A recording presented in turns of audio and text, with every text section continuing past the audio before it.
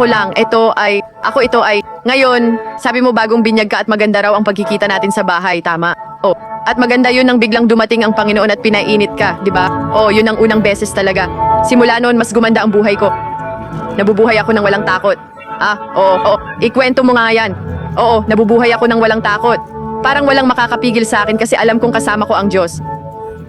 Alam kong 100% suportado niya ako. Kung 100% ang tiwala ko sa kanya, magiging maayos ang lahat. Lately, yun ang ginagawa ko. Inuuna ko siya palagi. Sa edad ko ngayon, sobrang pinagpala ako.